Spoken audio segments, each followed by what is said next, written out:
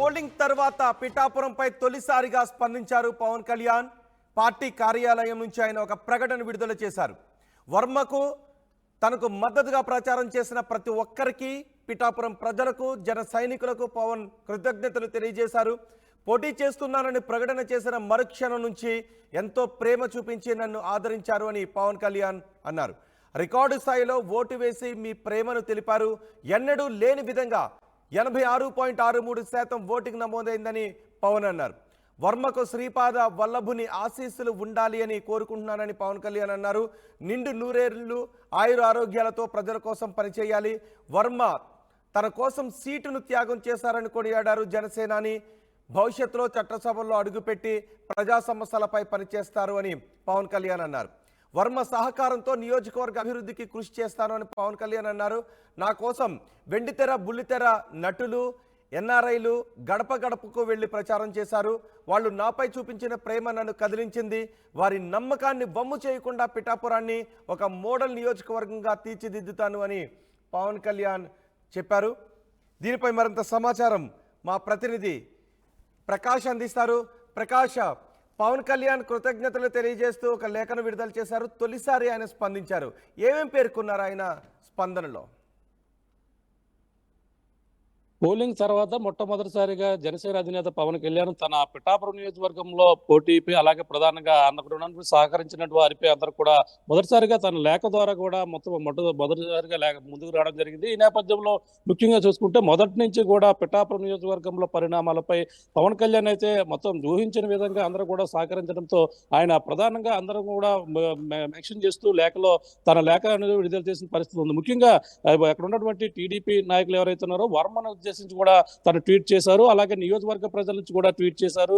నియోజకవర్గంలో కని విని ఎరుగని రీతిలో రికార్డు స్థాయిలో పోలింగ్ శాతం అయితే నమోదైన పరిస్థితి. దీనికోసం కూడా మా పవన్ కళ్యాణ్ కూడా చెప్పడం జరిగింది. ముఖ్యంగా చూసుకుంటే పిఠాపురం నియోజకవర్గంలో కని విని ఎరుగని రీతిలో నేను మొదటి నుంచి కూడా ఎప్పుడైతే పోటీ చేస్తారని ప్రకటన చేసిన కానీ నియోజకవర్గ ప్రజలు కూడా నాకు అండగా నిలిచారు. అందరూ కూడా ప్రేమాభిమానాలు చూపించారని చెప్పేసి అని అంటున్నారు. ప్రతి ఒక్కరు కూడా 86% ఓటు శాతం నమోదవడంతో ప్రతి ఒక్కరు కూడా ఎక్కడెక్కడ దూర ప్రాంతాల నుంచి వచ్చిన ప్రతి ఒక్కరు కూడా ఓటు వేసి నాపై ప్రేమ చూపించిన ప్రతి ఒక్కరికి ప్రత్యేక ధన్యవాదాలు అంటూ పిఠాపురం నియోజకవర్గ ప్రజల కోసం మాట్లాడుతూనే, అలాగే అక్కడ ఉన్నటువంటి టీడీపీ ఇన్ఛార్జ్ ఎవరైతే ఉన్నారో పిఠాపురం మాజీ ఎమ్మెల్యే వర్మ సహకారం కూడా నేను వెన్నడూ కూడా మరవందంటూ తన బర్త్డే మొన్ననే జరిగింది. బర్త్డే విషెస్ కూడా తన లేఖ ద్వారా చెప్పడం జరిగింది. తనంతా కూడా తన ఆశీస్సులు, అలాగే శ్రీపాద వల్లభుని ఆశీస్సులన్నీ కూడా పవన్ కళ్యాణ్ అయితే వర్మకు ఉండాలంటూ కోరిన పరిస్థితి ఉంది. ఈ నేపథ్యంలో తన కూడా సహకారం ఎన్నడూ కూడా మరవలేంది. తన క్యాండిడేట్ టీడీపీ అభ్యర్థిగా ఉంటూ,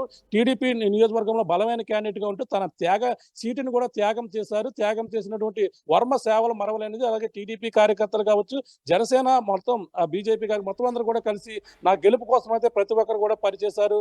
నేను రాకపోయినా నియోజకవర్గంలో ఆయన అంతా కూడా ప్రచారంలో వెళ్లి పనిచేసినటువంటి పరిస్థితి ఉంది. అలాగే ప్రత్యేకంగా వర్మనైతే చట్టసభల్లో అడుగు పెట్టబోతుంటారు. తన ప్రజా శ్రేయస్సు కోసం అయితే చట్టసభల్లో తన గొంతుని వినిపించే విధంగా త్వరలోనే ఉంటారంటూ, భవిష్యత్తులో వర్మ కూడా వెళ్తారంటూ మరొక విధంగా కూడా కామెంట్ చేసిన పరిస్థితి ఉంది. అంతేకాకుండా తన కోసం లెటర్ రాశారు. ఎవరైనా విమర్శిస్తూ ఏమైనా పాయింట్స్ రాశారు అందులో? తనను నిందించిన వాళ్ళకి కానీ, ప్రతిపక్ష పార్టీ నాయకులకు కానీ?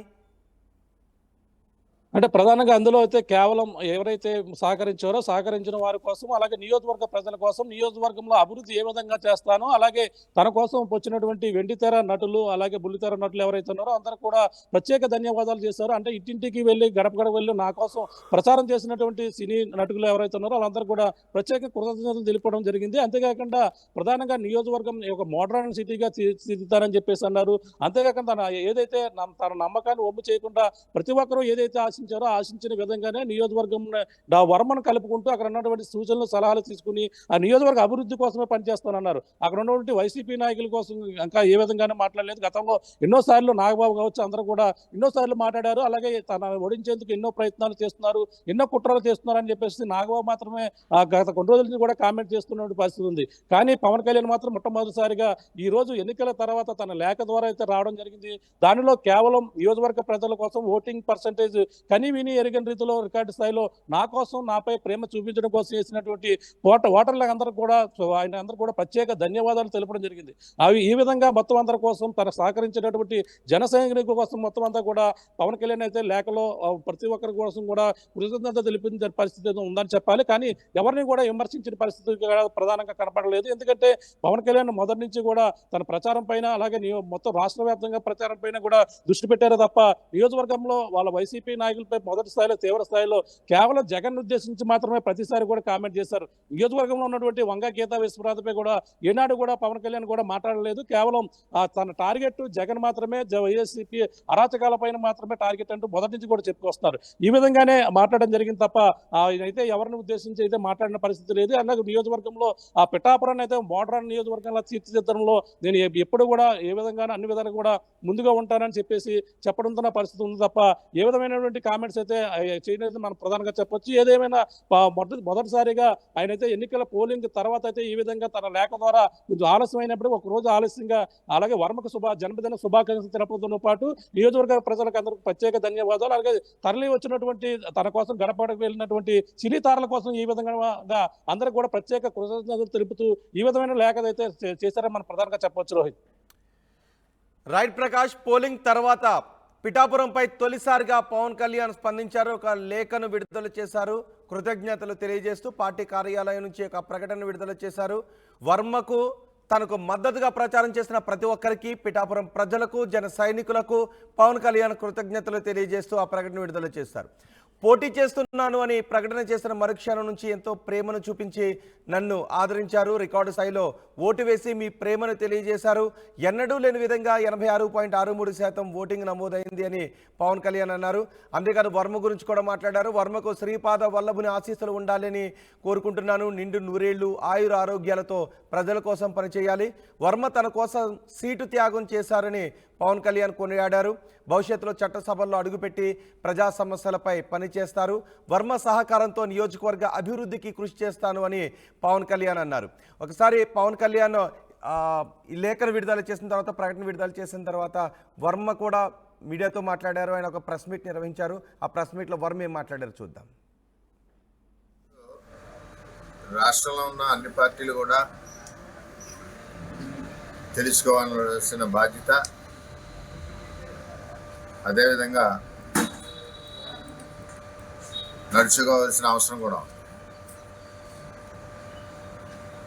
పిఠాపురం వైఎస్ఆర్సీపీ నాయకురాలు వంగా గీత నుండి అక్కడ ఇన్ఛార్జెస్ మిథున్ రెడ్డి, పద్మనాభం గారు, ఇంకా పెద్దలందరూ ఉన్నారు. వీరందరూ కూడా జగన్మోహన్ రెడ్డితో సహా మందు మీద, అవినీతి సొమ్ము మీద ఆధారపడ్డారు. సుమారు దగ్గర 2 కోట్ల మందు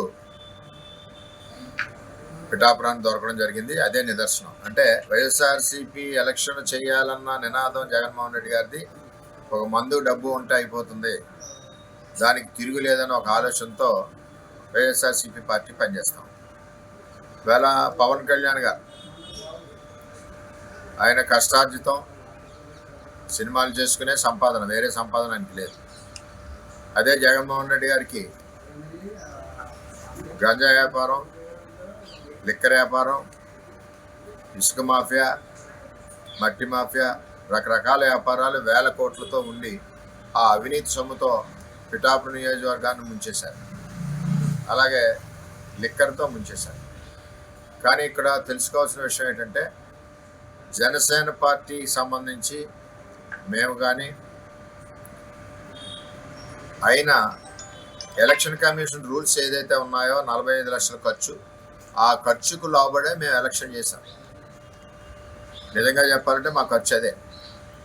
మేము ఎక్కడా ఎవరికి మందు ఇవ్వలేదు, ఎవరికి లిక్కర్ ఇవ్వలేదు, ప్రలోభ పెట్టలేదు. కానీ రేపు వస్తే మీరు ఆర్థికంగా ఎలా నిలబడతారు ప్రజలు అని చెప్పి అది మట్టికి ప్రజల్లోకి నినాదం చంద్రబాబు పవన్ కళ్యాణ్ మేనిఫెస్టో తీసుకెళ్ళాం. అంటే ఇది ఎందుకు చెప్తున్నానంటే, ఇదంతా కూడా మీరు ఎంక్వైరీ చేయొచ్చు.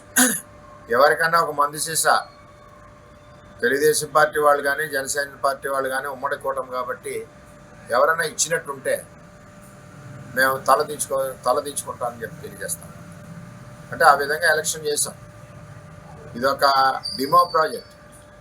పిఠాపురం నియోజకవర్గ ఉమ్మడి అభ్యర్థి పవన్ కళ్యాణ్ గారి ఎలక్షన్ ఈ రాష్ట్రంలోనే ఒక డిమో ప్రాజెక్ట్, అంటే పైలట్ ప్రాజెక్ట్.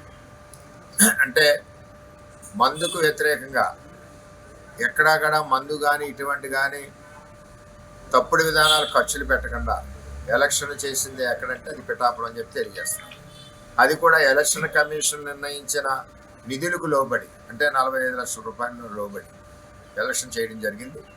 ఇది ప్రజలందరూ కూడా చాలా చక్కగా ఏదైతే మేనిఫెస్టోని గౌరవించారు తప్పితే ఏమీ ఇక్కడి నుంచి ఉమ్మడి అభ్యర్థి నుంచి ఏమి కూడా పిఠాపురం ప్రజలు ఆశించలేదు. ఈ లైన్లో వెళ్ళి పరిస్థితి ఈ విధంగా పిఠాపురం ఎలక్షన్ మేము చేసాం.